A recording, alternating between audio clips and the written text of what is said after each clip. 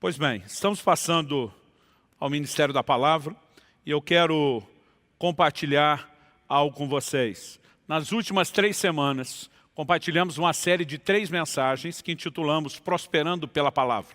A série foi baseada no conselho que Deus dá a Josué e não se limita a ele. Demonstramos, à medida que fomos ensinando semana após semana, que o resultado de seguir esse conselho é universal, é para todo mundo, não é apenas para Josué. Mas Deus diz para ele, não se aparte da tua boca o livro dessa lei, antes tenha o cuidado de meditar nela dia e noite, né? Tendo cuidado de fazer conforme tudo quanto nele está escrito.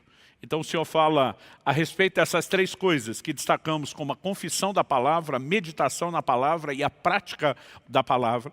E o Senhor diz, então farás prosperar o seu caminho e serás bem-sucedido em todas as coisas. A palavra que eu quero compartilhar hoje, ela não foi incluída como parte da série, mas tem tudo a ver com o nosso relacionamento com a palavra. Um dos textos que usei na semana passada, Tiago 1:25, vai ser o nosso ponto de partida, quando Tiago está falando sobre não apenas ouvir, mas praticar a palavra de Deus. Ele usa uma expressão, uma chave, que há muito tempo vem queimando no meu coração, e eu quero compartilhar isso com vocês hoje. O texto inicial nosso, então, é Tiago 1:25, que diz, mas aquele que atenta bem para a lei perfeita, lei da liberdade, e nela persevera, não sendo ouvinte que logo se esquece, mas operoso praticante, esse será bem-aventurado no que realizar. Aqui nós percebemos, e eu quero começar destacando isso, que a palavra de Deus é denominada de lei da liberdade. Né? Em Tiago capítulo 2, versículo 8, também é chamado de lei do reino. Há muitos títulos, adjetivos, sinônimos que aparecem classificando a palavra, mas essa expressão lei da liberdade, eu quero usá-la, né? E eu quero que a nossa conversa, a nossa reflexão seja feita em cima dessa declaração. Porque a palavra de Deus é chamada de lei da liberdade, porque trouxe liberdade para as nossas vidas. E somente por ela é que nós podemos garantir a manutenção dessa liberdade recebida. Né? É andando na palavra de Deus que nós preservamos essa liberdade que Deus tem nos trazido. Quando a gente fala sobre liberdade, eu tenho percebido ao longo de pelo menos aí 2 décadas e meia, um pouquinho mais do que isso já no Ministério Pastoral, que esse conceito, ele muitas vezes é incompreendido. Né? Às vezes mal compreendido, às vezes nada compreendido, e normalmente nesses erros, nesses equívocos da falta de entendimento ou de um entendimento distorcido, incompleto, eu basicamente simplificaria isso em 2 extremos. O primeiro deles são aquelas pessoas que não desfrutam da liberdade bíblica por ignorância.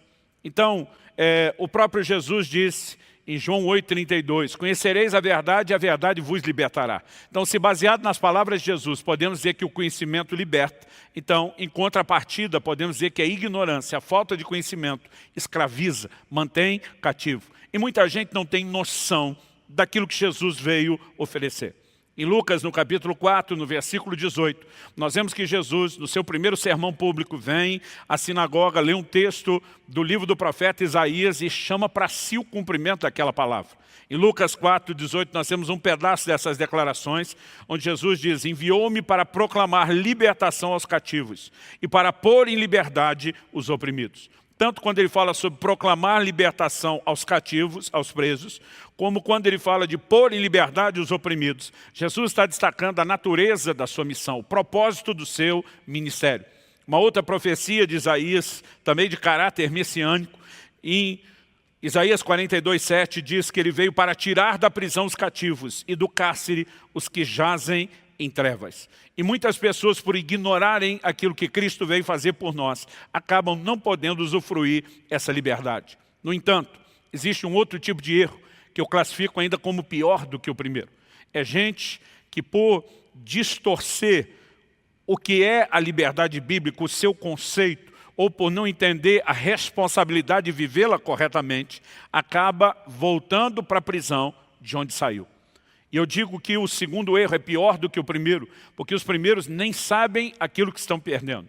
Mas os que compõem o segundo grupo, depois de terem conhecido a liberdade, eles acabam voltando para a prisão. E advertências bíblicas também sobre isso. Em Gálatas, capítulo 5, versículo 1, a Bíblia diz: para a liberdade foi que Cristo nos libertou.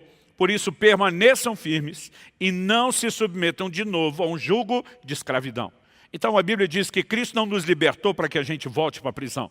Ele nos libertou para a liberdade, para que a gente permaneça nela. Então a ideia dele é que ao nos tirar da prisão para a liberdade, a gente possa permanecer nesse estado. No entanto, permanecer nesse estado é apresentado na Bíblia como uma responsabilidade nossa. A Bíblia diz: permaneçam firmes, não se submetam de novo a um jugo de escravidão.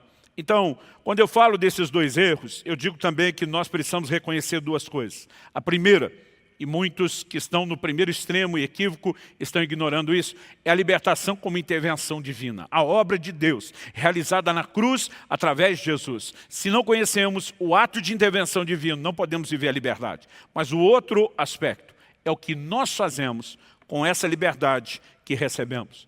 Então, ao me referir ao uso correto dessa liberdade e da nossa responsabilidade de lidar com ela, é que eu quero definir o tema da mensagem de hoje como liberdade responsável. Precisamos entender isso. Ao falar sobre liberdade responsável, inevitavelmente, eu me lembro de um episódio que se repetiu 2 vezes nos últimos anos. O primeiro deles, estávamos ainda naquela fase onde Lissa, minha filha, a caçula, estava entrando na adolescência, e um dia eu chamei ela para uma conversa bem paternal. E comecei a remover alguns limites e restrições que marcou a vida dela durante toda a infância. Eu falei: filha, você tem crescido, não é apenas a idade, a cronologia, mas você tem dado sinais de maturidade, de entendimento. Então, nessa hora, papai quer te dar um pouco de liberdade, de escolhas, de decisões, e algumas restrições que até então imperavam na sua vida estão sendo removidas, e eu quero que você aproveite e use bem essa liberdade. Eu lembro quando começamos a especificar como seria a partir de então. A Alice olhava para mim, para Kelly, para mim, de novo para a mãe dela, e ela repetia várias vezes a frase. Ela dizia: eu não sei o que eu faço com tanta liberdade. E essa frase veio a se repetir anos depois, quando ela já adulta, crescida, maior de idade, passou a estudar fora. Então tivemos uma outra conversa, dizendo: filha, nesse momento você está saindo debaixo do teto, você demonstra sinais de maturidade muito maior do que a daquela conversa anterior. Então agora a sua liberdade está sendo ampliada. Você tem fundamentos, você tem princípios, você foi bem educada e agora é hora de viver as suas escolhas. E quando a gente comunicou isso, de novo, ela repetiu a mesma frase de anos antes: gente, eu não sei o que eu faço com tanta liberdade. Kelly e eu, ao mesmo tempo em que rimos, podemos dizer que a gente gostou da atitude dela. Por quê? Aquela reação de dizer eu não sei o que faço com tanta liberdade não refletia nem o medo, nem a hesitação da liberdade que estava sendo dada, mas mostrava o entendimento que ela tinha, de que ela não poderia brincar com aquilo, de que ela tinha que ser responsável com a liberdade que estava sendo oferecida. E acredito que quando falamos de Deus, o Pai Celeste, muito mais do que nós, os pais terrenos, Ele tem prazer quando nós entendemos a liberdade que Ele está nos oferecendo e entendemos que precisamos usá-la de forma responsável. Então, para que a gente possa viver essa liberdade responsável, é necessário o entendimento correto de princípios bíblicos, de valores do reino. Então, para nos ajudar a obter justamente esse entendimento que é tão essencial ao uso ou à prática da liberdade responsável, é que eu quero compartilhar o que eu vou compartilhar essa noite. E dentro desse assunto, desse trilho da liberdade responsável, eu quero desenvolver o raciocínio com 3 etapas, em 3 pontos bem distintos. Primeiro, eu quero destacar quem nos escravizava. O que parece óbvio para alguns, parece muitas vezes confuso para outros. E quando alguém não entende do que era escravo, ele não consegue entender exatamente o que é a liberdade proposta e nem o que Deus espera em termos da manutenção ou dessa liberdade sendo preservada. A segunda coisa, nós vamos tentar dar aqui um aspecto prático sobre como funciona essa liberdade que nós recebemos. Em terceiro e último lugar, nós vamos tentar trazer aqui uma prevenção, uma vacina ao coração de muitos, sobre algo que não é de hoje, não é apenas dos nossos dias, isso remonta desde o início do Evangelho, o que eu quero classificar de uma falsa liberdade, que alguns muitas vezes distorcendo textos bíblicos estão tentando nos convencer a viver. Em nome dessa falsa liberdade, muitos estão voltando para a prisão. Então vamos lá. A primeira pergunta é: quem nos escravizava? Esse é o ponto de partida da nossa conversa. E já afirmei que para entender a libertação que nos foi dada, a gente precisa entender de qual cativeiro a gente saiu. Então vamos dar atenção aqui a algumas palavras de Jesus. Aliás, eu vou usar muito texto bíblico hoje. E a ideia não é despejar um excesso de informação.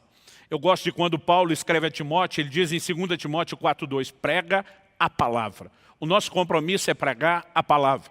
E eu gosto de dizer que a Bíblia explica a Bíblia. Muitas vezes nós só vamos colocando os versículos e permitindo que as peças do quebra-cabeça se encaixem.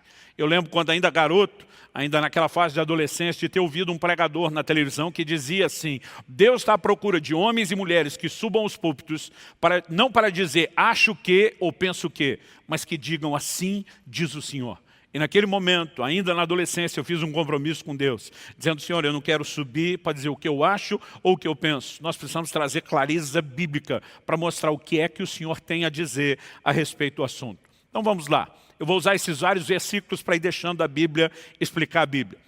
Jesus, em João capítulo 8, dos versículos 31 a 36, diz assim: então disse Jesus aos judeus que haviam crido nele, observe o detalhe, não eram judeus que o resistiam, eram os que tinham crido nele.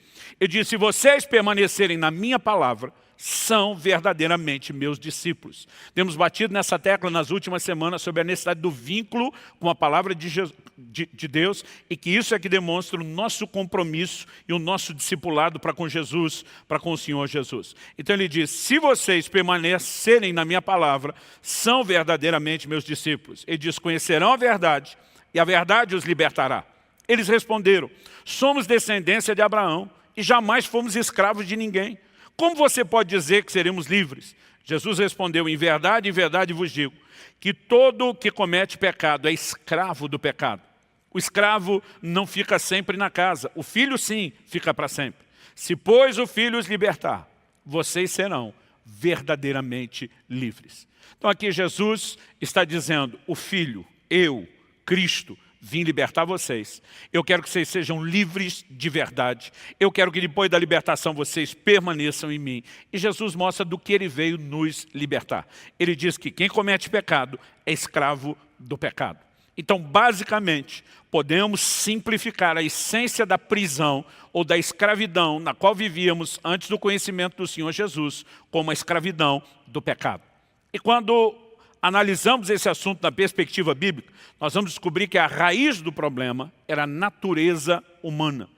Eu me lembro quando ainda garoto, na minha primeira experiência nas ruas, fazendo evangelismo, estava ainda em treinamento, debaixo de supervisão, e me lembro da pessoa que estava pregando o evangelho, para uma outra. Aquela primeira fase você mais observa do que faz qualquer outra coisa, e a gente conversava muito sobre isso. E eu lembro dessa pessoa que estava me treinando, ao pregar o evangelho para alguém: olha, você precisa de Jesus. O cara disse: por que eu preciso de Jesus? Porque Jesus veio para perdoar você dos seus pecados. Ele falou: eu não sou assim desses pecadores, tem muito nego ruim por aí.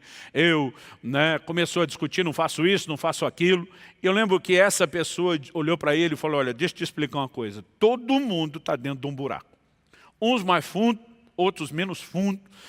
Foi assim que ele classificou os tipos de buraco. Ele dizia: mas ninguém consegue sair sozinho. Ele diz: o problema do homem em relação ao pecado não é apenas aquilo que nós fizemos, é o que nós somos. Por natureza, nós nascemos assim. Romanos capítulo 5, verso 12, diz que por meio de um só homem, uma referência a Adão, entrou o pecado no mundo através do pecado à morte. E juntos, pecado e morte passaram a todos os homens. Como? Pela reprodução. Cada um de nós já foi gerado em pecado. Depois que o primeiro, cabeça da raça, a matriz reprodutora, pecou, isso se tornou a realidade de todos. É por isso que o Salmo 51, 6 nos diz, eis que eu nasci em pecado e em iniquidade me concebeu a minha mãe. Além do Salmo 51, nós temos a declaração do Salmo 58, 3. Os ímpios se alienam desde a madre, desde que nasce proferem mentiras. Então, quando olhamos para o que a Bíblia diz, o problema não era apenas as nossas ações, Não é apenas aquilo que fizemos de errado, era a nossa natureza. E essa declaração é sustentada tanto no Velho como no Novo Testamento. No Velho Testamento, há um texto, no livro do profeta Jeremias, capítulo 13, verso 23, que diz assim: será que o etíope pode mudar a sua pele? Ou o leopardo as suas manchas? Se fosse possível, também vocês poderiam fazer o bem, estando acostumados a fazer o mal. O Senhor pega dois exemplos. Primeiro, de uma pessoa, um etíope, que não pode mudar a cor da sua pele. Assim como a maior parte do continente africano, desde a antiguidade, eles já eram conhecidos, os etíopes, por uma pele mais escura. Deus está dizendo, ele não pode mudar a cor da sua pele. Diferente de quem tem a pele mais clara e ainda pode pegar um bronzeado, se expõe mais ao sol. Deus está dizendo, ele não pode mudar isso. Deus dá um outro exemplo, na natureza agora, ele se refere ao leopardo, ele não pode mudar as suas manchas. Por quê? Tanto no caso do etíope como no caso do leopardo, é uma questão de natureza. E você não pode simplesmente mudar aquilo que é a sua natureza. Então Deus diz, se fosse possível que o etíope mudasse de natureza, que o leopardo mudasse de natureza, Deus está dizendo, vocês também poderiam fazer o bem, estando acostumados a fazer o mal. Deus mostra que a natureza, aquilo que somos, pecadores por natureza, acaba influenciando nossas ações. Mas não são as nossas ações que determinam aquilo que nós somos. No entanto, quando Deus vem com essa linguagem, se fosse possível mudar de natureza, ele já estava sinalizando profeticamente a solução que um dia viria a mim e a você no Novo Testamento. Em Efésios, no capítulo 2, nos versículos, eu vou ler o 1 e depois o 3, o apóstolo Paulo diz assim, falando da obra de Deus através de Cristo, ele lhes deu vida, quando vocês estavam mortos em suas transgressões e pecados. Entre eles também todos nós andamos no passado, segundo as inclinações da nossa carne, fazendo a vontade da carne e dos pensamentos, e éramos por natureza filhos da ira, como também os demais. Aqui a expressão filhos da ira diz que nós estávamos debaixo de uma sentença de condenação, mas a Bíblia diz éramos por natureza. Esse era um problema de natureza. É por isso que Jesus justifica Nicodemos dizendo, se alguém não nascer de novo, não pode ver e não pode entrar no reino de Deus. Havia necessidade de um novo nascimento, de uma mudança de natureza. Agora, antes disso acontecer, porque o homem era pecador por natureza, essa era a razão pela qual a lei de Deus não podia ser obedecida. Em Romanos, no capítulo 8, nos versículos 3 e 4, Paulo diz assim, porque aquilo que a lei não podia fazer, uma outra tradução diz, o que for impossível à lei. O que ela não podia fazer? Diz, por causa da fraqueza da carne. Uma outra versão diz, estando enferma pela carne, falando da lei. Isso Deus fez, enviando seu próprio Filho em semelhança de carne pecaminosa, e no que diz respeito ao pecado. E assim Deus condenou o pecado na carne, a fim de que a exigência da lei se cumprisse em nós, que não vivemos segundo a carne, mas segundo o Espírito. Ou seja, a Bíblia está falando de um tempo na história, e quando ele usa o termo aqui, a lei, ele se refere principalmente à lei de Moisés. E nós precisamos entender que foi impossível a lei levar o homem a viver em obediência. Qual o propósito de Deus ter dado a lei? Ele esperava obediência. No entanto, provou-se ser impossível para o homem viver a obediência. Por quê? Porque a lei apenas ressaltou a força de uma natureza pecaminosa dentro de nós. No entanto, aquilo que foi impossível à lei, o verso 4 diz que Deus permitiu que a exigência da lei se cumprisse em nós. Aqui ele está falando dos nascidos de novo, que não andamos segundo a carne, a natureza carnal, mas segundo o Espírito, a nova natureza. Então precisamos entender que a própria natureza de pecado mantinha o homem nesse loop, nessa repetição contínua da desobediência e da prática do pecado. Então Cristo veio para nos libertar justamente dessa escravidão. Olha o que Paulo, escrevendo a Tito, diz. Tito, Epístola de Paulo a Tito, capítulo 3, dos versículos 3 a 7. Ele diz, pois nós também no passado éramos insensatos, desobedientes, desgarrados, escravos de todo tipo de paixão e prazeres. Vou repetir essa frase. Escravos de todo tipo de paixões e prazeres. Estamos dizendo que a escravidão, antes da nossa liberdade em Cristo, era a escravidão do pecado. O texto diz, vivendo em maldade e inveja, sendo odiados e odiando-nos uns aos outros. Mas, quando se manifestou a bondade de Deus, nosso Salvador, e o seu amor por todos, Ele nos salvou, não por obras de justiças praticadas por nós, mas segundo a sua misericórdia. Ele nos salvou mediante o lavar regenerador e renovador do Espírito Santo. É importante entender que a natureza da salvação em Cristo não é apenas o perdão dos pecados que nós havíamos cometidos, mas é uma regeneração. O verbo regenerar significa gerar de novo, gerar outra vez. Em outras palavras, fazer nascer novamente. Então, é esse novo nascimento, operado pelo poder do Espírito Santo. Paulo ainda termina dizendo que Ele derramou sobre nós ricamente, por meio de Jesus Cristo, nosso Salvador, a fim de que, justificados por graça, nos tornemos seus herdeiros segundo a esperança da vida eterna. Portanto, se Ele veio quebrar a escravidão de todo tipo de paixão e prazeres, se Ele veio quebrar a escravidão do pecado, qual era o propósito dessa obra salvadora de Jesus? O oposto da escravidão ao pecado é a obediência a Deus. Uma vez que o próprio pecado é definido na Bíblia, lá em 1 de João 3,4, como a transgressão da lei. O oposto do pecado é a obediência à lei.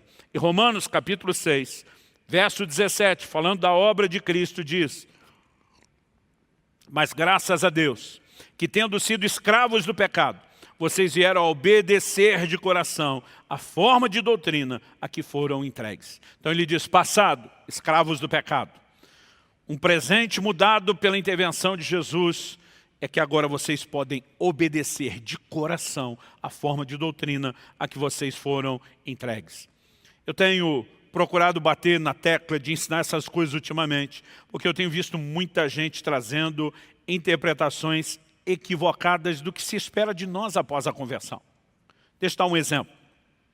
Lembro de uma ocasião que alguém chegou para mim e falou, pastor, estava refletindo lá na queda do homem e percebi que uma das maldições que vem como consequência do pecado, Deus disse para Adão, agora você vai ter que trabalhar e vai suar muito para conseguir o fruto. Ele olhou para mim e falou, pastor, só não vê quem não quer. Trabalho é maldição. Eu lembro que eu olhei para ele e falei, você está maluco? De onde você tirou essa ideia? Deus deu trabalho para o homem antes da queda. Gênesis 2,15 diz que Deus colocou o homem no jardim para o lavrar e para o cuidar. Então, o trabalho já estava lá no momento em que o homem estava em plena sintonia com Deus, em que não tinha punição nenhuma. Falei, o trabalho é uma coisa honrada. Ele falou, mas essa maldição. Falei, a maldição é que agora o homem trabalharia mais, com muito mais dificuldade, para ter menos resultado. A maldição não era o trabalho, era a dificuldade com a qual o trabalho seria realizado e que sem pecado isso não teria acontecido. Então há uma diferença enorme em você dizer que a maldição é o trabalho ou a forma como se executa o trabalho. Olhei para ele e falei, para estar chamando o trabalho em si de maldição, tu deve estar possuída de um espírito de vagabundagem. Ainda tive que brincar com ele a respeito do assunto. Por quê? Você pode mudar completamente o sentido de algo com um pequeno ajuste que não deveria estar acontecendo. E falo isso porque em Gálatas, no capítulo 3, nos versículos 13 e 14, a Bíblia diz que Cristo nos resgatou da maldição da lei. Eu tenho visto pregadores, escritores dos nossos dias, tentando dizer que a lei era uma maldição. Não é a forma como a Bíblia diz. Não, está aqui, Deus nos resgatou da maldição da lei, porque a lei era uma maldição. Não.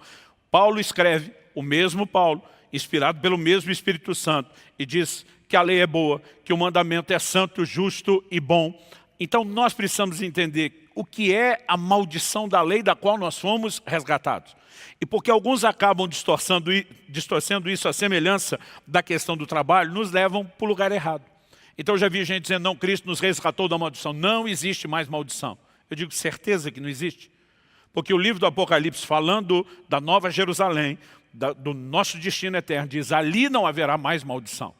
Então, se ele está dizendo que lá não haverá maldição, pressupõe-se que aqui ainda tem. É só se aplicar a mesma lógica. A Bíblia diz, lá não haverá mais morte. Aqui nós ainda temos morte, hoje e agora, mês depois da obra de Jesus realizada na cruz. A Bíblia diz, lá não haverá mais enfermidade. Aqui nós ainda temos que lidar com isso. Lá não haverá mais choro, Deus vai enxugar dos olhos toda lágrima. Aqui nós ainda choramos. Então, se a lógica de todas as outras afirmações são de coisas que ainda acontecem agora e vão parar de acontecer lá, nós não podemos tratar de forma diferente a questão da maldição. Hebreus capítulo 6, versículos 7 e 8, nos fala de dois tipos de crente. Um que frutifica para Deus e, portanto, está perto da bênção, recebe a bênção. Mas outro que não corresponde, não frutifica, está perto da maldição. Se não houvesse mais maldição, como o crente poderia estar perto da maldição? Como se diria que depois ela não existe? Então nós acabamos distorcendo o que está escrito. Quando você vai para o Velho Testamento, que era a maldição da lei. Deuteronômio 28, Deus fala nos primeiros 14 capítulos: se vocês ouvirem atentamente a minha voz, tiverem o cuidado de obedecer os meus mandamentos, virão sobre vocês essas bênçãos e os alcançarão.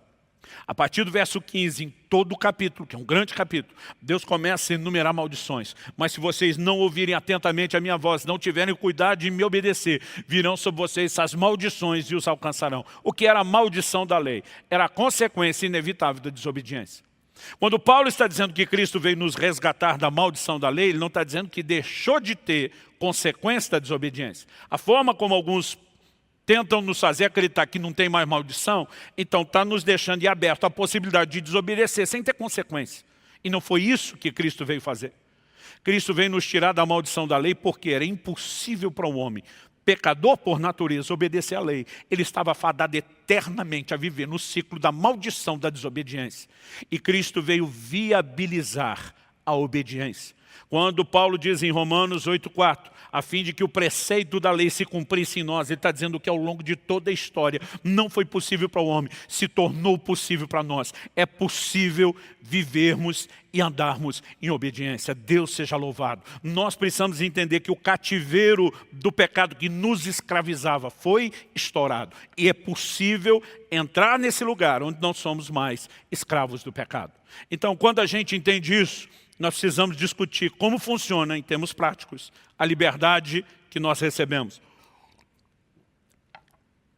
Já vimos que temos a responsabilidade de ser firmes e não voltar para um lugar de escravidão. Então essa liberdade que nos foi dada não é uma liberdade irreversível. O quadro pode ser mudado. Nós podemos comprometer a liberdade que nos foi dada. Então nós precisamos entender exatamente como funciona essa dinâmica e o que Deus espera de nós. Eu tenho visto discurso de liberdade de alguns pregadores modernos e eu acho que eles acabam confundindo ser livre por Cristo com ser livre de Cristo. Que tem uns camaradas pregando a liberdade de tal forma que você não tem que ter compromisso nenhum com Jesus, você está livre até dele. Isso é um insulto ao ensino bíblico. Nós precisamos entender que Jesus veio nos tirar de uma escravidão, mas Ele nos fez seus servos, o que significa seus escravos. É por isso que a Bíblia diz que se nós queremos salvação, não adianta só crer que Jesus é Salvador. Não adianta só confessá-lo Salvador. A Bíblia diz que nós precisamos confessá-lo Senhor. Senhor significa o amo, o dono, aquele que comprou, que resgatou, que se tornou o proprietário e, portanto, nós a propriedade. Paulo trata desse paradoxo na Epístola aos Coríntios. Em 1 Coríntios 7, 22, ele diz: pois quem foi chamado no Senhor sendo escravo, é liberto que pertence ao Senhor. E de sua realidade natural, sua condição, e isso era comum na época, é de um escravo. Ele diz: você pode ser escravo aos olhos dos homens, mas você é liberto do Senhor. O Senhor te comprou para você ser livre. Mas ao mesmo tempo que ele destaca a liberdade espiritual do escravo natural, ele diz: do mesmo modo, quem foi chamado sendo livre no natural é escravo de Cristo.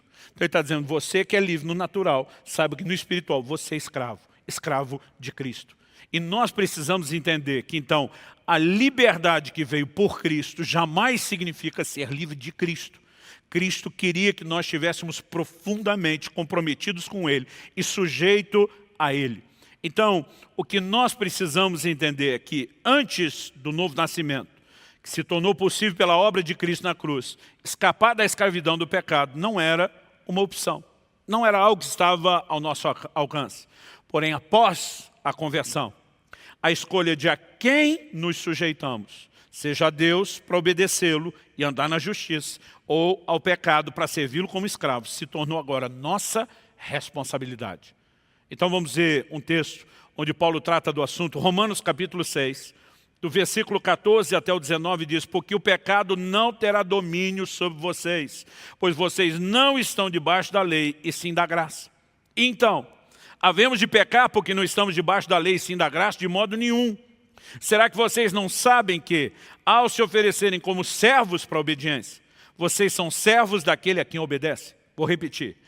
Ao se oferecerem como servos para a obediência, Vocês são servos daquele a quem obedece. Então ele diz, seja do pecado que leva à morte, ou da obediência que conduz à justiça. Ele diz, a partir de agora, liberta aquele cativeiro do pecado, onde antes você não podia escolher nada, você escolhe a quem vai obedecer. A verdade é que você ainda vai ser servo de alguém, você ainda será escravo de alguém. Ou, se você escolher obedecer ao pecado, vai ser escravo do pecado que vai te levar à morte. Ou, se você decidir obedecer a Deus, você vai ser um servo ou escravo de Cristo que é conduzido à justiça. No entanto, é nossa responsabilidade escolher. Depois ele continua e diz, mas graças a Deus, que tendo sido escravos do pecado passado, vocês vieram obedecer de coração a forma de doutrina que foram entregues. Já li antes esse versículo 17. E uma vez libertados do pecado, foram feitos servos da justiça. Fala em termos humanos por causa das limitações de vocês, assim como ofereceram os seus membros para que fossem escravos da impureza e da maldade que leva à maldade, assim ofereçam agora os seus membros para que sejam servos da justiça para a santificação. É nossa escolha a quem nós vamos servir. Então precisamos entender que abraçar essa liberdade inicialmente tem muito mais a ver com entender aquilo que Deus fez, mas preservá-la depois tem a ver com o entendimento da nossa responsabilidade. Então, na nova aliança, quando nascemos de novo, nós precisamos entender que o novo nascimento, que nos permite ter uma nova natureza, ele nos empodera para vencer a velha natureza. Isso não significa que ele a elimina. Então vamos tentar explicar isso de uma forma aqui sucinta e objetiva. Em João no capítulo 3, no versículo 6, Jesus já havia dito para Nicodemos no versículo anterior, se alguém não nascer de novo, não pode ver e nem entrar no reino de Deus. Ele diz isso nos versículos 3 e 5 de João capítulo 3. Nicodemos olha para Jesus como quem indaga, o Senhor está querendo dizer que eu tenho que entrar no ventre de mamãe, ser dado à luz novamente. E Jesus olha para ele e responde, verso 6, o que é nascido da carne é carne, o que é nascido do Espírito é Espírito. O que é que Jesus está dizendo? Nicodemos, se houvesse uma forma de você nascer de novo, segundo a carne, você ia ficar dentro do mesmo loop, reproduzindo a mesma natureza pecaminosa que te foi dada quando você nasceu segundo a carne.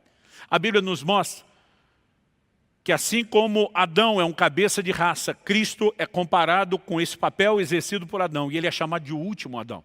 Porque assim como Adão era uma matriz reprodutora que fez toda a humanidade ser semelhante a ele, reproduzindo a natureza de pecado, a Bíblia diz que Cristo vem para ser um novo cabeça de raça, para nos transmitir sua imagem e semelhança, para nos comunicar a sua natureza.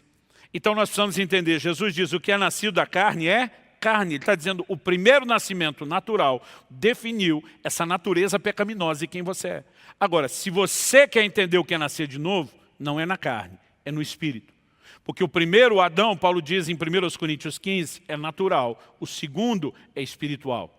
Então nós precisamos entender que quando Jesus está falando de nascer do Espírito, o que é nascido do Espírito é Espírito. Ele está dizendo que o novo nascimento, em essência, é algo espiritual e que acontece no nosso Espírito. Logo, onde recebemos uma nova natureza? No nosso Espírito. E onde estava a velha natureza? Na nossa carne. Agora, a menos que tenha acontecido com você de quando se converteu e recebeu o novo nascimento no Espírito, seu Espírito ter desencarnado do corpo para sair vagando sozinho por aí, eu quero te dizer que a sua nova natureza no Espírito está confinada ao corpo onde o seu Espírito vive, que carrega a velha natureza. O novo nascimento nos deu uma nova, mas não eliminou a velha natureza. Mas ele nos empodera para vencer. Isso significa o quê? Que nós não podemos dizer que porque alguém nasceu de novo não tenha vontade ou inclinações ao pecado. Mas o pecado não mais nos escraviza, como foi no passado. Ele agora é uma escolha, ele é agora uma opção. E nós podemos decidir se nos entregamos como servos ou escravos do pecado que conduz à morte, ou obedecemos a Deus e dessa forma somos conduzidos à justiça. Nós podemos permitir agora definir qual natureza vai nos controlar. E quando falamos dessa nova natureza em relação à velha, eu também vejo confusão na hora da aplicação prática. Por quê? Alguns pegam alguns textos. E para você entender o que a Bíblia diz, você precisa sempre olhar o todo.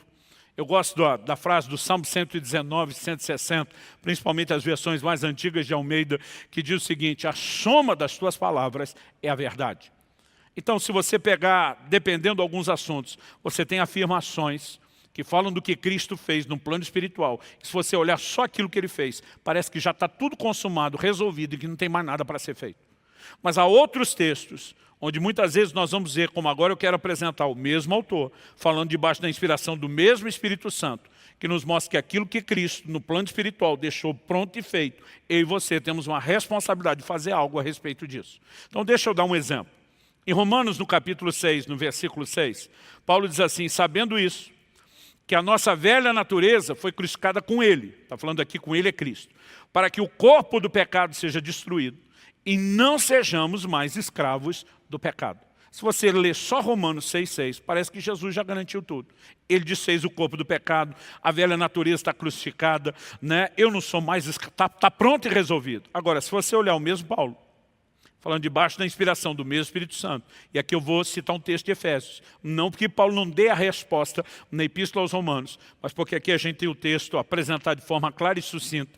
Ele diz o seguinte, Efésios 4, de 22 a 24, quanto à maneira antiga de viver, vocês foram instruídos a deixar de lado a velha natureza, que se corrompe segundo desejos enganosos, e a se deixar renovar no espírito do entendimento de vocês, e a se revestir da nova natureza, criada segundo Deus, em justiça e retidão, procedentes da verdade. Aqui ele fala de um velho homem, ou velha natureza, um novo homem, ou uma nova natureza. E diz, você tem que se despir do velho, e você tem que se vestir do novo. Aquilo que foi provisionado em Cristo, você na prática tem que escolher e tem que agir de acordo com isso. Então, quando falamos dessa liberdade, né, como funciona na prática, ela nos é dada, abraçada pela fé, mas agora ela precisa ser preservada pela nossa correspondência com Deus. Então, estabelecido esse segundo fundamento ou etapa do raciocínio, eu quero que a gente termine falando e conversando aqui sobre o que eu classifiquei antes de a falsa liberdade. A Bíblia condena o discurso de usar a liberdade, vou botar aspas aqui, como desculpa para pecar.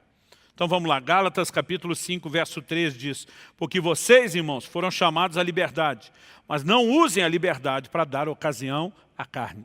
Em outras palavras, ele está dizendo, se Jesus libertou vocês da escravidão do pecado, para que vocês estejam na liberdade do pecado, livre dele, por que você vai usar a liberdade para dar ocasião à carne, que é voltar à prática do pecado? Mas eu tenho visto esse discurso da parte de muita gente, que advogando ter uma mensagem libertadora da opressão da religiosidade, ele começa a tentar levar os crentes a acreditar que eles podem quebrar princípios da parte de Deus, porque afinal de contas nós não estamos debaixo da lei, nós estamos debaixo da graça, eles concluem. Isso é uma verdade bíblica, o problema é a aplicação que fazem disso. Em 1 de Pedro, no capítulo 2, no versículo 16, nós lemos também, como pessoas livres que são, não usem a liberdade como desculpa para fazer o mal. Pelo contrário, vivam como servos de Deus. Então essa distorção do que era a liberdade, que era apresentado como uma desculpa para levar as pessoas, né, a pecarem, elas mesmas agirem dessa forma, isso é algo que era combatido desde o início. No entanto, nós também precisamos perceber que a mesma Bíblia que condena o discurso de liberdade como desculpa para pecar, também condena um discurso de liberdade como desculpa para induzir os outros a pecar. Infelizmente, isso é uma outra coisa que a gente vê acontecer dentro da igreja. E quando falamos de induzir aos outros, agora nós entramos num assunto completamente diferente. Por quê? Nós precisamos entender que a Bíblia é um livro de relacionamentos e que nos ensina a viver não apenas na forma correta de relacionar com Deus, mas com as pessoas.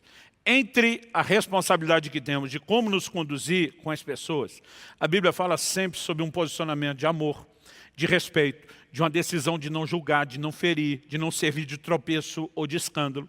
Então vamos tentar entender algo. Em Romanos, no capítulo 14, o apóstolo Paulo trabalha algumas diferenças que eles tinham que lidar de uma maneira assim, muito recorrente no início da igreja.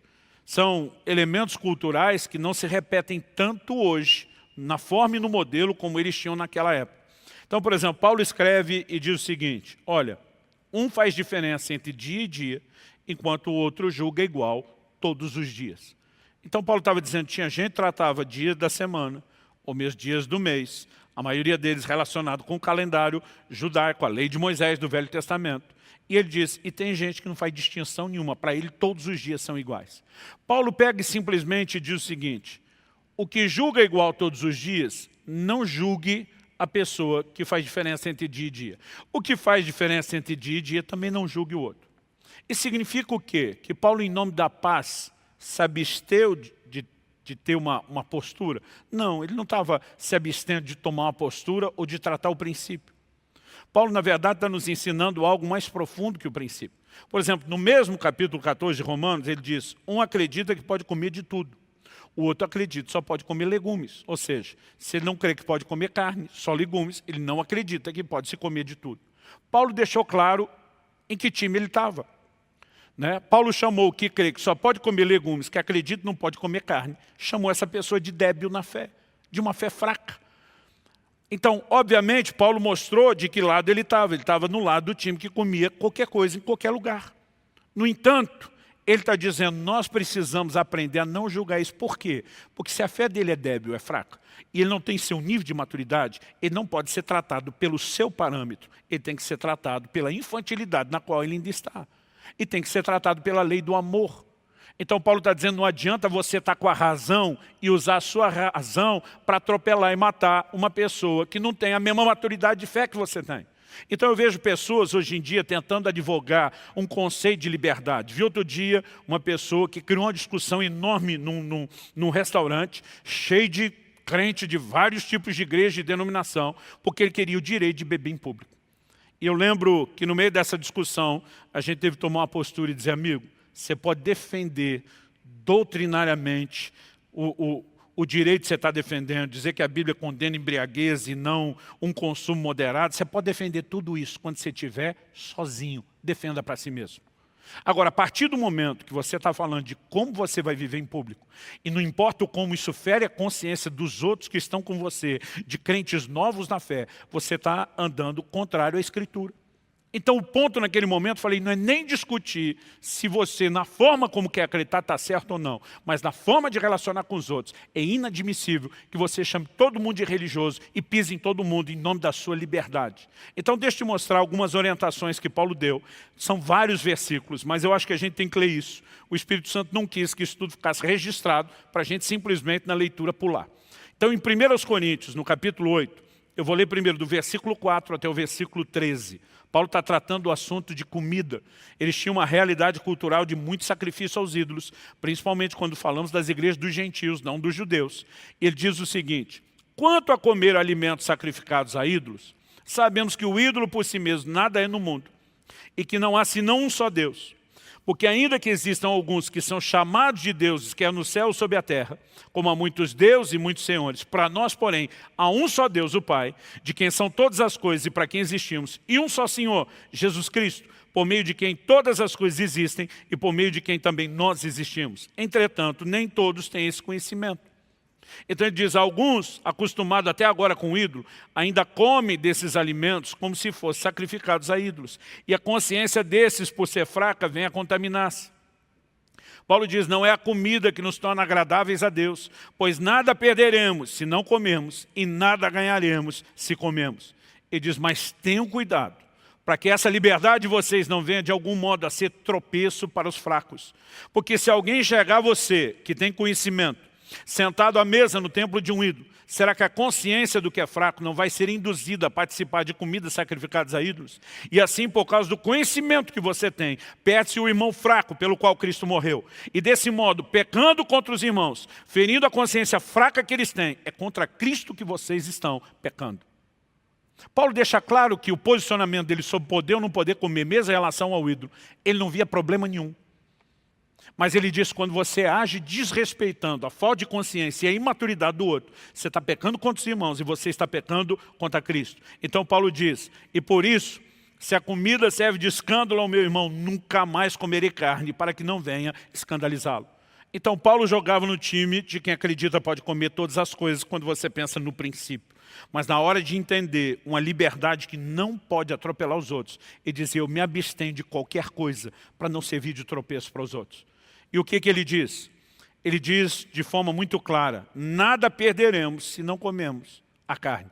E nada ganharemos se comemos. Então eu tive que olhar para aquela pessoa e dizer, você não perde nada se você optar por não beber. E você não ganha nada se você optar por beber. O que é que você vai fazer? Atropelar a consciência de todo mundo que está junto? Em 1 Coríntios, no capítulo 10, dos versículos 23 a 33, Paulo volta a abordar o assunto. Dessa vez com uma lógica muito interessante. Ele diz, todas as coisas são lícitas, mas nem todas convêm. Todas as coisas são lícitas, mas nem todas edificam. Ele está falando de coisas que não são proibidas, que por si mesmas não são erradas. Ele não está falando para você sair fazendo qualquer coisa. Mas ele está dizendo, mesmo quando alguém defende o que é lícito, ele está dizendo, tem hora que não convém e tem hora que não edifica aquilo que você tem liberdade para fazer. Ele diz, ninguém busque o seu próprio interesse, e sim o do seu próximo. Como de tudo que se vende no mercado, sem questionamento algum por motivo de consciência. Porque do Senhor é a terra e a sua plenitude. Agora ele está citando um texto do Velho Testamento. Ele diz, se alguém que não é crente convidá-los para comer, e vocês quiserem ir, como de tudo que for posto diante de vocês, sem questionamento algum, por motivo de consciência. Ele diz, nem pergunte, não queira nem saber a origem. Mas ele diz o seguinte, porém, se alguém disser a vocês, isso é coisa sacrificada a ídolo, não comam. Por causa daquele que deu a informação e por motivo de consciência. Ele diz, consciência digo, não a sua propriamente, mas a do outro. Então ele continua e diz, pois porque a minha liberdade deve ser julgada pela consciência de outra pessoa, se eu participo com gratidão, porque sou criticado por causa daquilo que dou graça, portanto se vocês comem ou bebem ou fazem qualquer outra coisa, façam tudo para a glória de Deus. Paulo está dizendo, não fica defendendo sua liberdade, busque a glória de Deus, busque servir o seu irmão. Ele diz, não se torne motivo de tropeço, nem para judeus, nem para gentios e nem para a igreja de Deus. Assim como também eu procuro em tudo ser agradável a todos, não buscando meu próprio interesse, mas o de muitos, para que sejam salvos. Aqui Paulo está nos ensinando uma lei maior, que é a lei do amor, a lei do respeito aos outros. Então, nós precisamos saber distinguir essas coisas. Agora, quando falamos de liberdade, alguns estão usando a liberdade como desculpa para pecar, alguns estão usando liberdade como desculpa para, mesmo que ele não peque, fazer os outros pecar. Mas sabe, o que mais me incomoda nessa falsa liberdade, e são perspectivas diferentes, estamos abordando, é a promessa mentirosa de liberdade. Em 2 de Pedro 2, nos versículos 18 e 19, o apóstolo diz assim, porque falando com arrogância, palavras sem conteúdo, enganam com desejos libertinos de natureza carnal, aqueles que de fato estavam se afastando dos que vivem no erro. Prometem-lhes a liberdade, quando eles mesmos são escravos da corrupção, pois daquilo que é vencido, fica escravo do vencedor. Então Pedro está denunciando gente que estava levando crentes que estavam se afastando dos que vivem no erro, a voltar ao pecado. Ele vai falar nos versículos seguintes, do 20 ao 22, que o último estado desses que pecam se torna pior do que o primeiro. Ele diz que quem compromete a liberdade que ganhou em Cristo está pior do que aquele que nem descobriu a liberdade que poderia ter. Mas ele denuncia essas pessoas que estão prometendo liberdade aos outros, quando eles mesmos são escravos da corrupção. Então quero deixar claro que não é todo mundo que cabe aqui. Mas uma das coisas que me incomoda, vendo o quão popular tem se tornado esse discurso de a gente é livre, não pode religiosidade, é que muita gente está apenas advogando um estilo de vida contrário à palavra de Deus que ele passou a ter e tentando arrastar quem ele puder consigo nesse caminho. Muitas pessoas estão tentando dar uma flexibilidade na doutrina bíblica que não existe lá na Escritura, porque ele simplesmente decidiu a forma como ele quer viver. E depois ele quer justificar, usando doutrina, a maneira de viver. E ele está arrastando gente atrás de si. Nós precisamos tomar muito cuidado. E nós precisamos vacinar o nosso coração. Quando falamos de liberdade, é inegável que Cristo veio nos trazer liberdade. Mas essa liberdade tem que ser vivida de forma responsável. Então eu concluo aqui dizendo o seguinte, quando Tiago usa a expressão lei da liberdade, como nós vimos lá em Tiago 1,25, nosso texto inicial, ele estava falando da prática da palavra, de ser não só ouvinte, mas praticante, de obedecer, de andar no que está na Escritura. Então, por que eu e você precisamos olhar para essa lei, que é chamada de lei da liberdade? Foi por onde eu comecei e onde eu quero terminar. Porque diferente do que alguns estão pregando, nós não fomos libertos da lei. Eu já vi gente falando isso, meu irmão, esquece, você foi liberto da lei. Não, nós somos libertos do pecado, para poder obedecer à lei. O que antes, quando nós éramos escravos do pecado, a gente não podia obedecer à lei. Então Deus quebrou a escravidão do pecado em Cristo, para a gente poder obedecer à lei. Ele não veio libertar a gente da lei, ele veio viabilizar que eu e você pudéssemos nos sujeitar à sua lei, à sua palavra. É lógico, não estamos falando da lei cerimonial de Moisés, mas nós estamos falando da lei moral estabelecida antes da lei, sustentada durante a lei de Moisés e depois ao longo da graça. Tiago, no capítulo 2, no versículo 8, como eu mencionei no início, chama isso de a lei do reino, O reino de Deus é para agora? É. Então a lei do reino é para agora. E quando a gente começa a entender isso, nós descobrimos que não só fomos libertos da escravidão do pecado, para poder andar nessa palavra, na lei da liberdade, mas a Bíblia nos diz no mesmo livro de Tiago que nós seremos julgados pela lei da liberdade. Olha o que diz Tiago 2,12. Assim falem e vivam, como pessoas serão julgadas pela lei da liberdade. O que ele está dizendo? Toda a sua forma de proceder e de falar a respeito da lei, seja feito com uma consciência, você vai ser julgado pela lei da liberdade. Ele está dizendo, a lei não veio para cercear ou escravizar você e a sua vida. Veio para te pôr em liberdade. Foi dada para garantir a manutenção da sua liberdade. Mas se você não andar nessa lei, essa mesma lei vai julgar você pela liberdade que você rejeitou. Portanto, a gente pode dizer, essa lei não nos aprisionou. Ela veio para nos libertar do pecado. Mas nós nos fazemos servos dela, da palavra de Deus, da lei de Deus. Eu comecei citando a conversa interessante que eu tive com minha filha Elis. E quero terminar citando uma outra conversa que eu tive com o Israel, o meu mais velho, meu primogênito. Essa conversa com ele, na verdade, foi antes da Dalice. Um dia eu estava falando também sobre liberdade. Eu estava ensinando ele sobre a importância de fazer escolhas. E eu comecei a falar para ele, falei, filho, você está aqui diante de uma situação.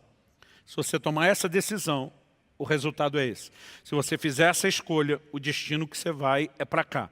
Mas se você fizer essa terceira escolha, inevitavelmente, o que vai vir dela é esse terceiro aspecto. Nenhum deles está errado.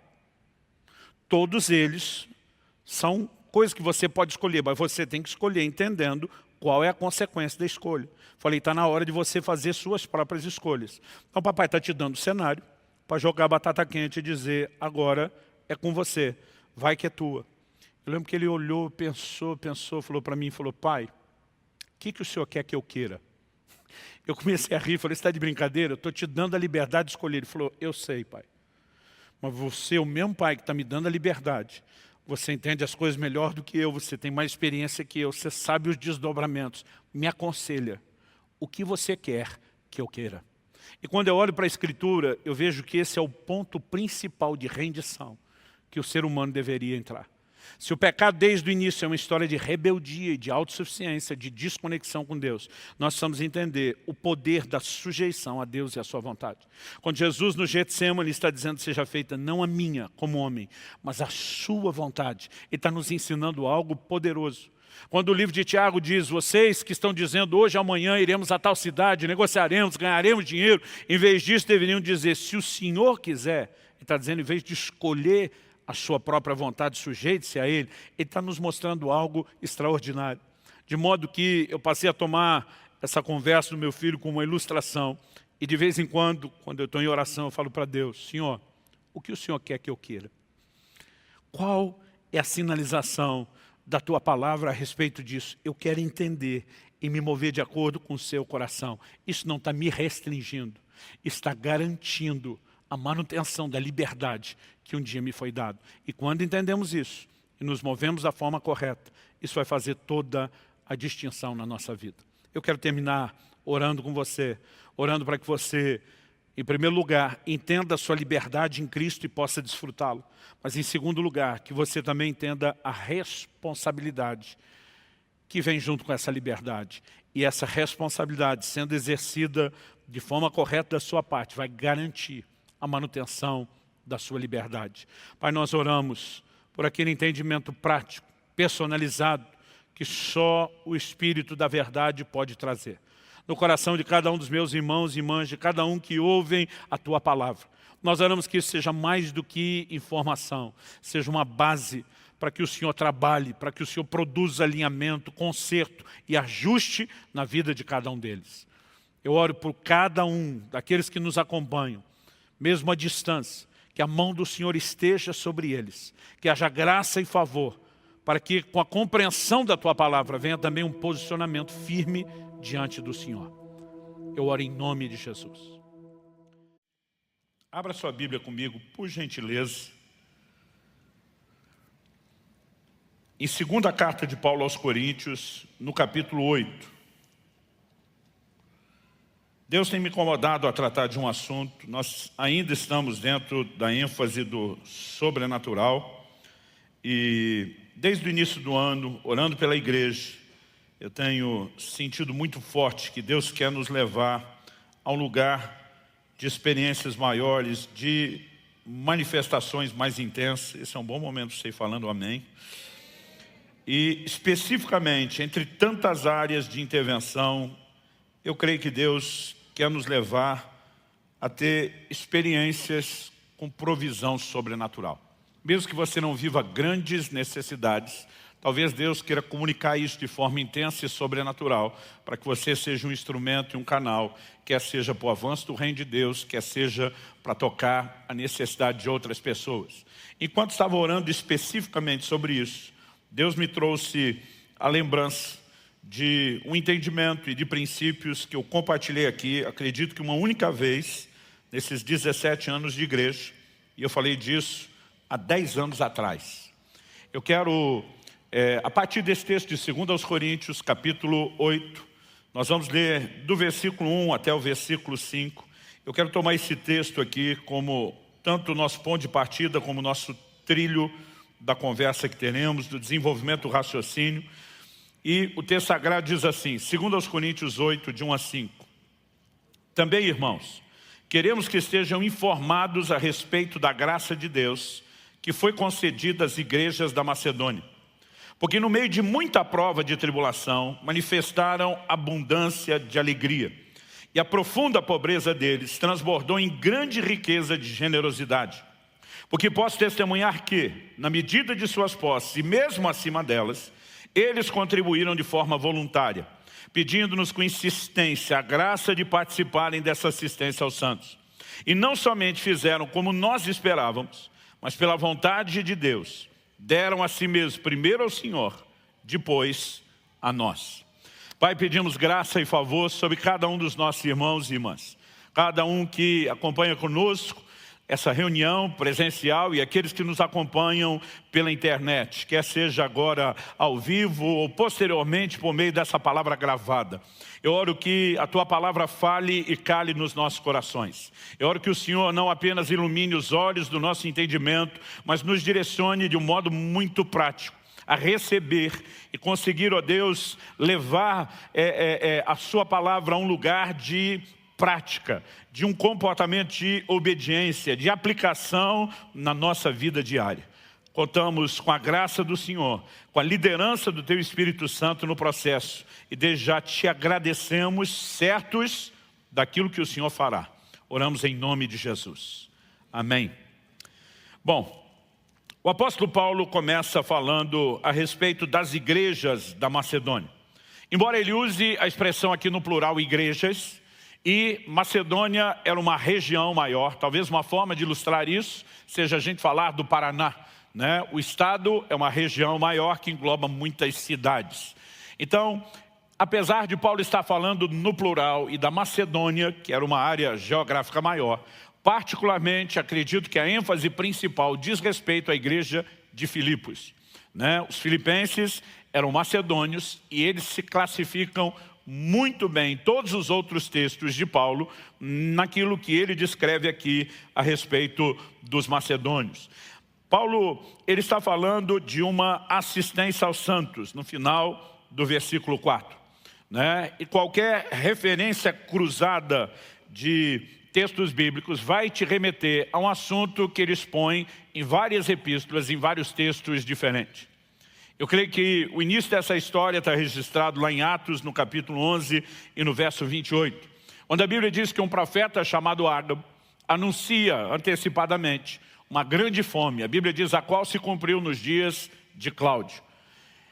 Quando essa fome é comunicada por revelação, e a palavra fome significava uma crise financeira intensa, de alguma forma esses irmãos resolveram enviar auxílio aos crentes da Judéia. Provavelmente a profecia sinalizava que o foco principal da fome tocaria exatamente a Judéia. E Deus tem essa forma fantástica de agir. Ele se antecipa aos problemas. Antes da fome chegar, Deus já estava mobilizando pessoas que seriam um instrumento de provisão para assistir esses santos que enfrentariam a necessidade depois. Eu não sei você, mas eu fico empolgadíssimo de saber que Deus já está tomando providência a respeito dos meus problemas futuros.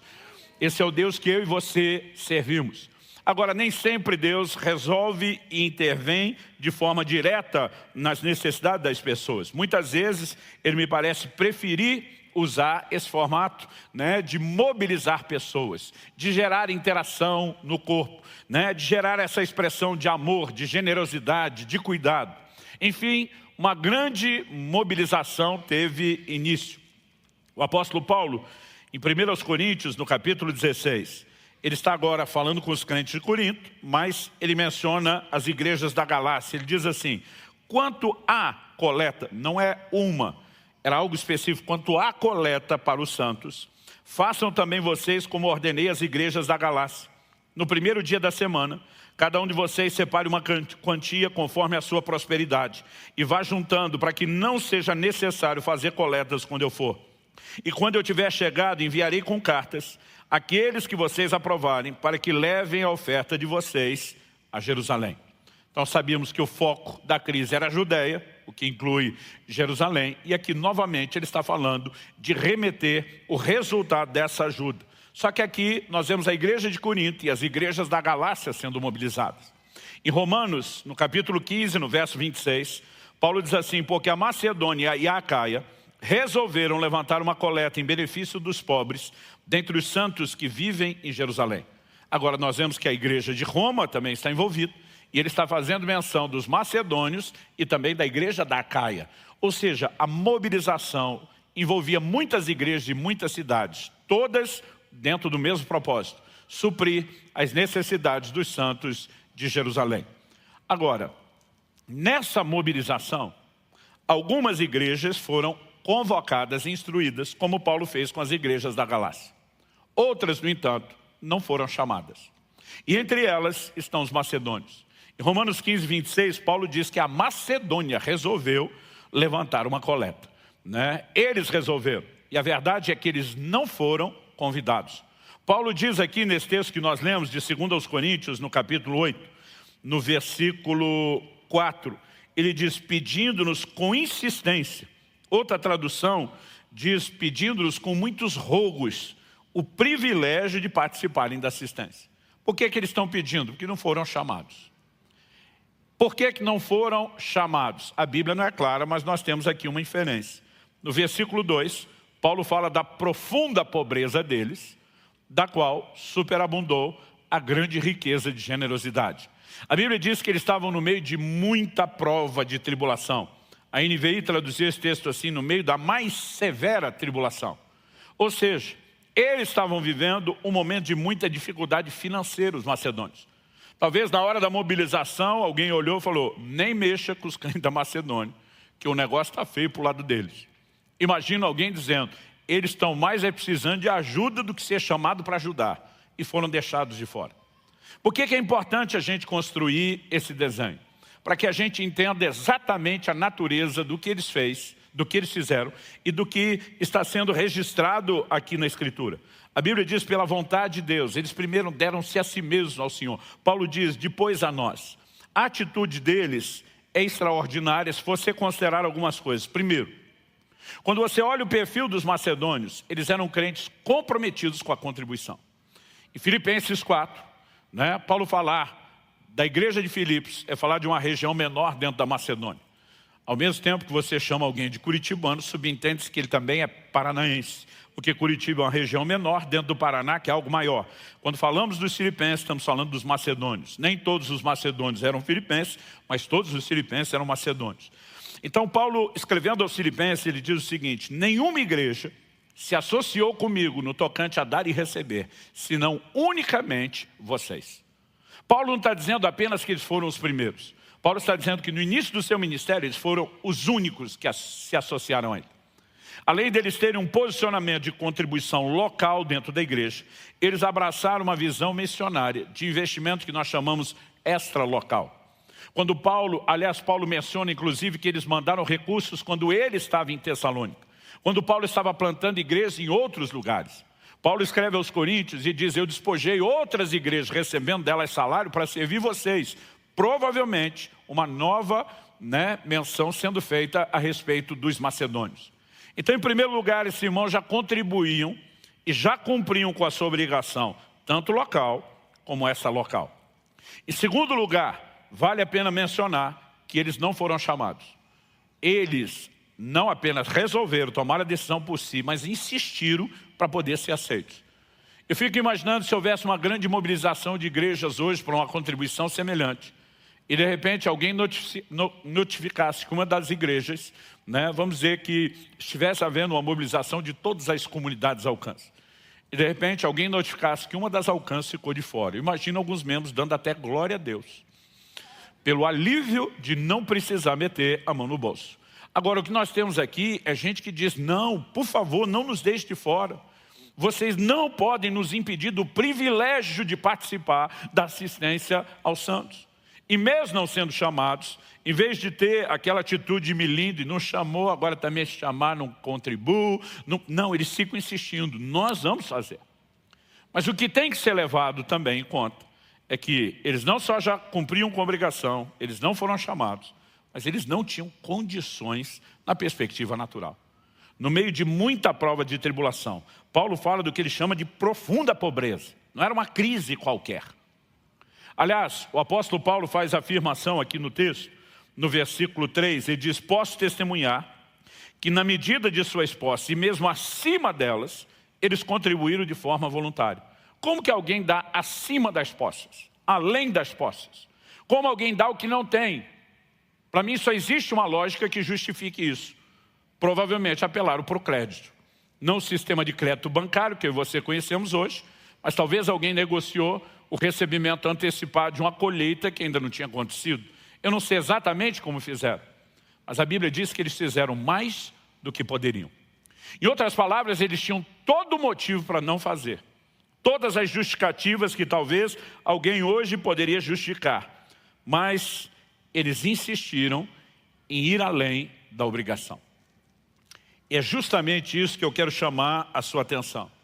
Os macedônios, eles ultrapassaram algumas linhas, algumas fronteiras, que tiraram eles de um terreno de mera obrigatoriedade para um lugar de espontaneidade. Não vamos fazer apenas o que somos obrigados a fazer. Nós queremos ir além. Eles cruzaram uma fronteira que os tirou do terreno que eu chamaria aqui da normalidade e os introduziu numa outra dimensão, que é o que alguns que não entendem a fé vão chamar de loucura. Dá o que tem, já é doido demais para a cabeça e a fé de alguns. Dá além das posses, nem se fala. E eles, na verdade, ultrapassaram uma outra fronteira, saindo de um terreno da obediência para entrar num lugar de sacrifício. E a nossa conversa hoje diz respeito aos sacrifícios. O tema da minha mensagem hoje é além da obediência. Mas se tivesse que dar um outro tema para ela, provavelmente seria a minha segunda opção, o poder de um sacrifício. Eu quero chamar a sua atenção para o fato de que Deus espera de mim e de você que a gente faça mais do que a obrigação. No Evangelho de Lucas, no capítulo 17, no versículo 10, são palavras de Nosso Senhor e ele faz a seguinte afirmação: assim também vocês, depois de terem feito tudo o que lhes foi ordenado, digam, somos servos inúteis, porque fizemos apenas o que devíamos fazer. Jesus está dizendo que depois do servo cumprir meramente com a obrigação, ele deveria carregar uma medalhinha no peito com o título, o adjetivo, servo inútil. Ele diz quem faz só o que tem que ser feito, quem se limita somente a cumprir a obrigação e a obedecer aquilo que é nada mais, nada menos do que a sua obrigação, merece a medalhinha de servo inútil. Obviamente, Jesus não falava meramente sobre iniciativa e proatividade no ambiente de trabalho, quando ele menciona os servos em relação ao seu Senhor. Mas ele está falando principalmente dos servos do reino, porque todo o seu ensino era focado ao contexto do reino de Deus. Ou seja, ele espera que os seus servos possam ir além da obrigação. Eu e você devemos a Deus obediência aos seus mandamentos. Mas de alguma forma, a Escritura sinaliza que Deus espera de mim e de você mais do que obediência. Mais do que o cumprimento da obrigação. Mais do que apenas permanecer no chamado ambiente da normalidade. Eu não sei você, mas eu tenho cada vez mais fome pelo sobrenatural, pelas manifestações de Deus, pelas intervenções do céu. E há um caminho para que eu e você possamos entrar nesse lugar. Esse caminho é um caminho de fé, né? Esse caminho é algo que exige de mim e de você a devida interação com Deus. Então me permita falar um pouco a respeito dos sacrifícios. Eles são parte da caminhada com Deus, desde o Antigo até o Novo Testamento. Quando você olha para o Antigo Testamento, você vai encontrar cenas como Gênesis 22, onde Deus pede a Abraão que ofereça seu filho Isaque em sacrifício. Você vai encontrar no Velho Testamento textos como o capítulo 30 de Números, ou o capítulo 27 de Levítico, que regulamentam as leis acerca dos votos. O que eram os votos? Eram coisas que ninguém era obrigado a fazer, mas que se decidissem de forma volitiva prometer isso a Deus, fazendo uso da vontade, Deus, ele simplesmente predeterminou como funcionariam os votos. Ou seja, alguém que não fizesse um voto não estava necessariamente em pecado, porque não era obrigado a fazer.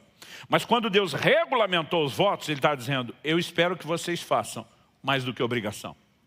Eu espero que haja, pelo menos em alguns de vocês, se não a maioria, em algum momento a disposição de não fazer apenas aquilo que tem que ser feito, de entrar no lugar de uma dedicação um pouco maior. Quem está entendendo aí, diga amém. Ao olhar para as Escrituras, eu vejo votos como o do Nazireu em Números, no capítulo 6. E percebo que o Nazireu se privava de coisas que outros não tinham nenhum problema de usufruir. Ele de alguma forma dizia, eu abro mão do que é meu direito, eu decido me limitar, porque eu quero me consagrar e me dedicar a Deus de uma forma diferente. Durante o tempo do seu nazireado, o nazireu não podia cortar o seu cabelo. Ele não podia ter nenhum contato com o morto, participar de nenhum velório, nem dos familiares mais próximos. E só quem já perdeu alguém muito próximo sabe o que significa não poder estar lá para honrar a memória de alguém. Eles não podiam comer nada que fosse derivado da uva. Nem a própria uva, nem o suco, nem o vinho. E era um dos alimentos mais apreciados. Eram limitações autoimpostas, que Deus não exigia. Mas ao regulamentar, ele dizia, posso até não exigir, mas gostaria de ver alguns de vocês cruzando essa linha. E à medida que você olha, você vai percebendo, não só no contexto do Antigo Testamento, mas também no contexto do Novo, com o qual nós estamos mais relacionados, que os sacrifícios estão presentes. O apóstolo Pedro se dirige ao Senhor Jesus e ele diz, nós deixamos tudo para te seguir. Quando você olha a vida dos homens e mulheres de Deus, elas eram marcadas por sacrifícios de toda forma. E tirando aqueles sacrifícios que são imensuráveis, né, porque envolvem valores tão emocionais, nós ainda percebemos na Bíblia muitos sacrifícios de ordem material. Embora ainda esses a gente não possa dizer que são mensuráveis, porque pode ser pelo prisma da contabilidade, mas não necessariamente a gente possa determinar o valor que aquilo tem para o coração de cada um.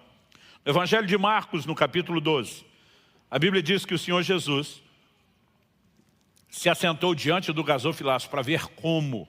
Acho interessante que a Bíblia não diz para ver quanto, mas para observar como as pessoas iriam ofertar.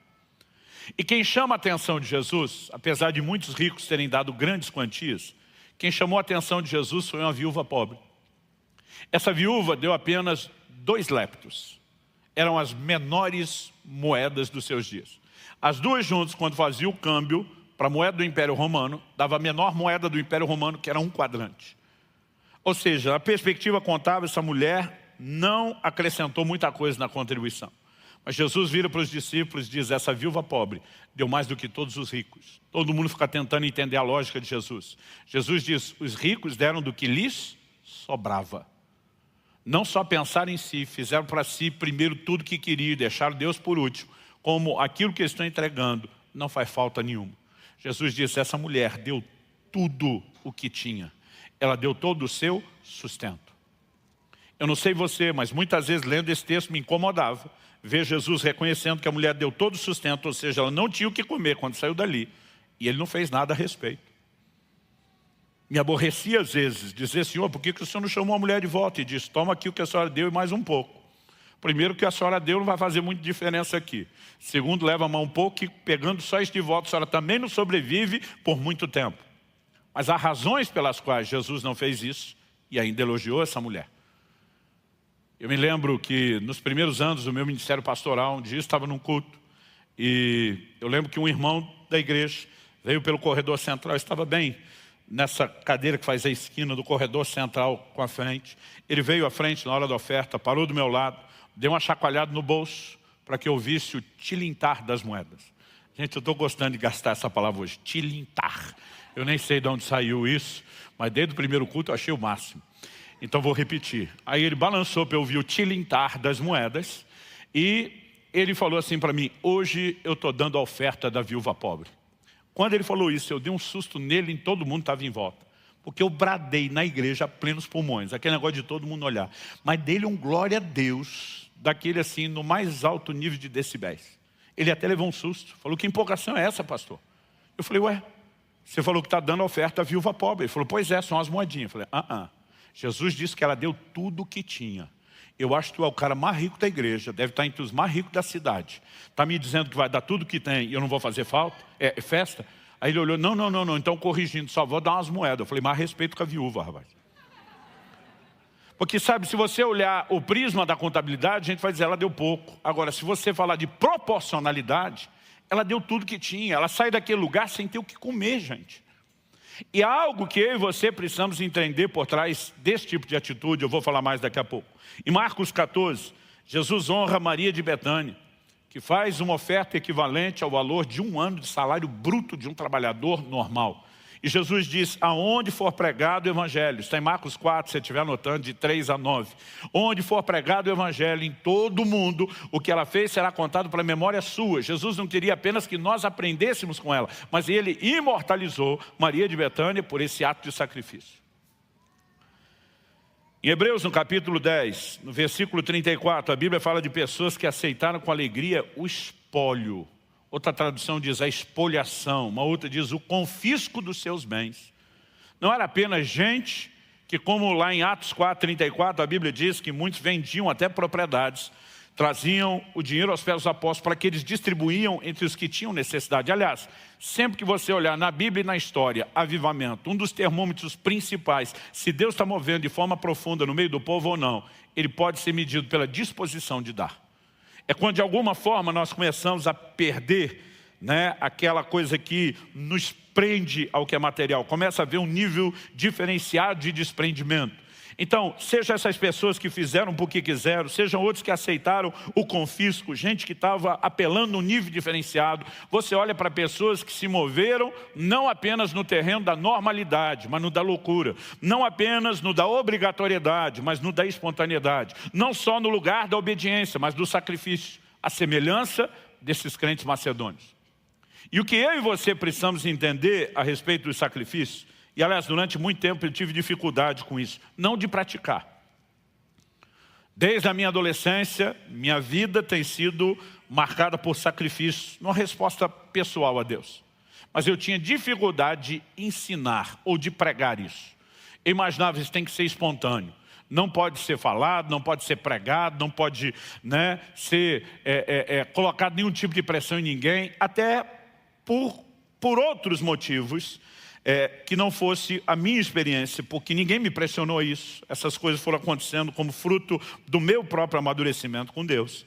Mas ao observar também a igreja moderna e contemporânea, que cometeu muitos escândalos, excessos, distorções, principalmente quando você fica de olho na mídia, seja a televisão, o rádio, a internet, e percebe alguns que se excederam. O tom da conversa sobre sacrifício era mais ou menos de algo meritório.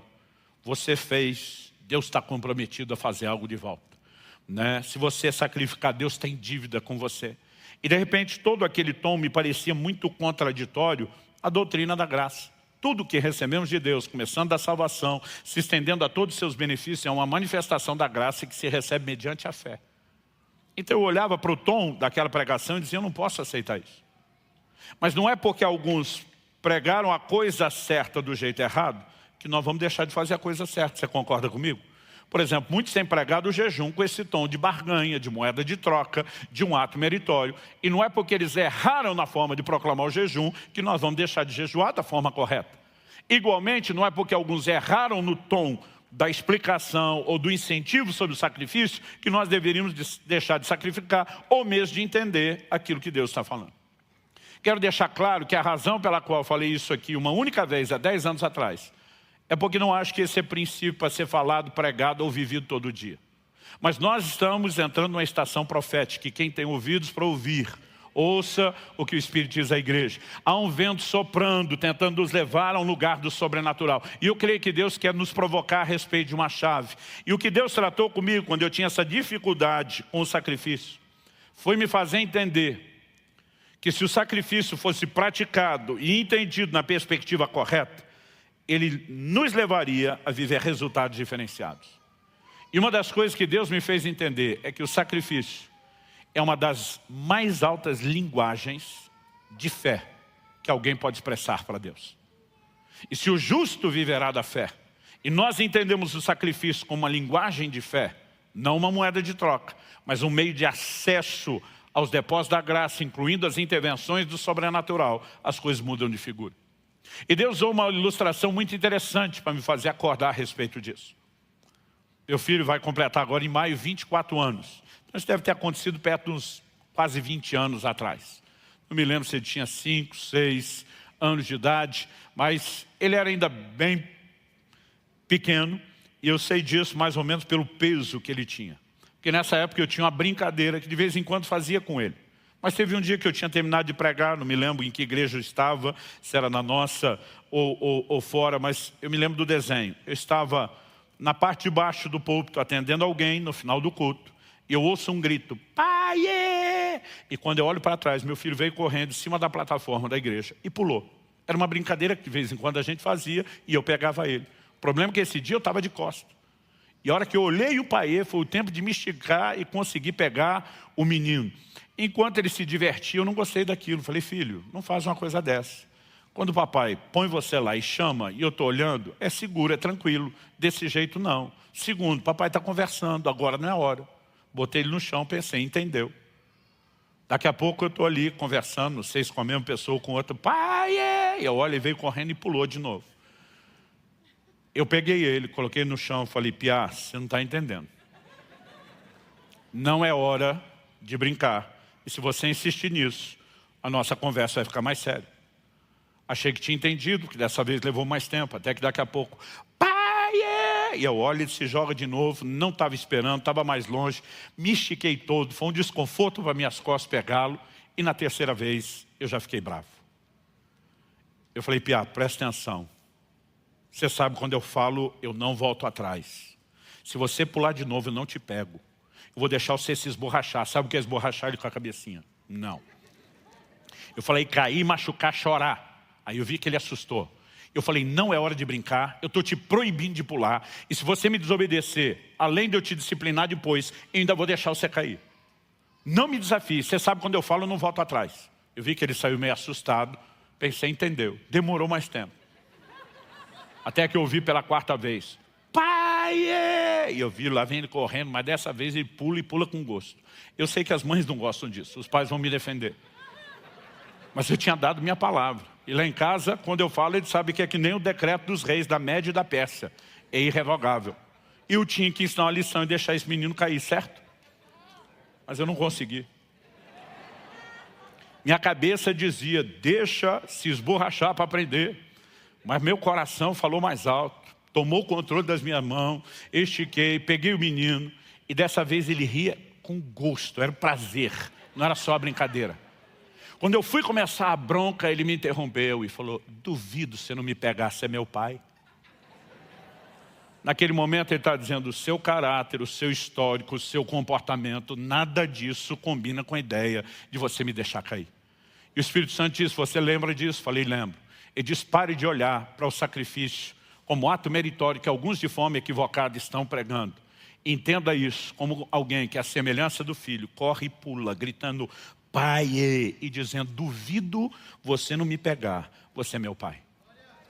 O sacrifício, na perspectiva bíblica, é um dos mais altos níveis de confiança, uma das maiores linguagens de fé que alguém pode manifestar. E como tal, ele tem o poder de mudar de forma sobrenatural as circunstâncias e dessa maneira liberar a bênção de Deus sobre as nossas vidas. E eu quero te dar pelo menos 2 exemplos bíblicos bem claros. Abra a sua Bíblia comigo no primeiro livro de Reis, no capítulo 17. E eu quero que você me acompanhe a partir do versículo 9. Enquanto você localiza o texto, eu vou dar o pano de fundo. Elias aparece repentinamente na história bíblica, dando uma advertência a Acabe, dizendo que não haveria chuva, a não ser segundo a palavra dele. Deus havia dito por Moisés, isso está registrado em Deuteronômio, que se o povo deliberadamente pecasse, os céus se fechariam, se tornariam de bronze, não haveria chuva. E nesse momento Elias se posiciona e diz, a nação será julgada pelos pecados. Ele diz, a não ser segundo a minha palavra, não tem mais chuva.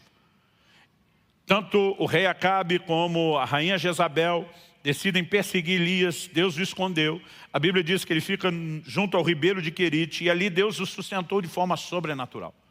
A Bíblia diz que ele bebia do ribeiro, mas que pela manhã e pela tarde, corvos traziam pão e carne todos os dias. Eu costumo brincar que esse é o primeiro registro na história do sistema delivery, de entrega de alimentos em domicílio. E de acordo com o pastor Marcelo Neves, delivery by drone, que vinha assim ainda com entrega aérea. Não, gente, eu não sei vocês, se eu que sou criativo demais, mas tem um monte de coisa que eu fico lendo na Bíblia, eu penso, foi daqui que os crentes tiraram a ideia de desenvolvimento tecnológico. Por exemplo, quando Pedro sai da prisão, a Bíblia diz, o portão abriu automaticamente. É sério, eu quando chegar no céu vou perguntar para Jesus, foi um crente que baseado nesse versículo foi o portão automático? Eu fico cheio de ideia lendo a Bíblia, pelo menos. Vamos lá. Aí, o que acontece? Elias está vivendo sustento sobrenatural, só que não está chovendo. E o ribeiro de Querite, a vazão de água está diminuindo. A Bíblia diz, no verso 9 de 1 Reis 17, que Deus fala para ele assim, levante-se, tipo, vaza daqui, que aqui a coisa não vai ficar boa. Vá a Sarepta, que pertence a Sidom, ou seja, era fora dos termos de Israel, e fique por lá. Ali ordenei a uma viúva que dê comida para você. Eu não sei você, quando eu leio isso, parece que Deus já combinou tudo com a viúva. A diferença é quando Elias encontra a mulher, ela não está sabendo de nada. Verso 10. Então ele se levantou, foi a Sarepta, chegando ao portão da cidade, encontrou uma viúva que estava apanhando lenha. Ele a chamou e lhe disse, por favor, traga-me um pouco de água numa vasilha para que eu possa beber. Quando ela já estava indo buscar água, Elias a chamou e lhe disse, traga-me também um bocado de pão, por favor. Porém ela respondeu, tão certo como vive o Senhor seu Deus, não tenho nenhum pão assado. Tenho apenas um punhado de farinha numa panela, um pouco de azeite num jarro. E como você pode ver, apanhei 2 pedaços de lenha e vou preparar esse resto de comida para mim e para o meu filho. Vamos comer e depois morreremos de fome. Ela está dizendo, é a última refeição, é a saideira. Aí depois dessa, não rola outra. Verso 13. Elias disse a ela, não tenha medo, vai e faça o que você disse. A comida, o rango. Mas faça primeiro um pãozinho com o que você tem e traga para mim. Depois prepare o resto para você e para o seu filho. Se eu sou a mulher, se eu estou no lugar dela, eu digo para Elias, depois eu faço para mim qualquer. A mulher diz, só tem um pouquinho, só dá para uma refeição para uma mulher e uma criança. Gente, um homem sozinho come mais do que a mulher e a criança junto. Verso 14, mostra que Elias disparou, porque assim diz o Senhor, Deus de Israel, a farinha da panela não acabará, o azeite do jarro não faltará, até o dia em que o Senhor fizer chover sobre a terra. Em outras palavras, até que tudo volte à normalidade, uma intervenção divina vai se manifestar. E o verso 15 diz, a viúva foi e fez segundo a palavra de Elias, assim comeram ele, ela e a sua casa durante muitos dias. A farinha da panela não acabou, o azeite do jarro não faltou, segundo a palavra do Senhor anunciada por meio de Elias. Nosso Senhor sustenta a veracidade dessa história, quando lá em Lucas 4, 25 e 26, na sua cidade, a cidade onde foi criado Nazaré, Jesus está dizendo que um profeta não tem honra na sua pátria. Ele cita tanto Elias como Eliseu. Falando de Eliseu, ele diz, haviam muitos leprosos nos dias de Eliseu em Israel, mas ele não foi enviado a nenhum deles, a não ser a Naamã, o Sírio, para dizer, os da sua nação não o receberiam.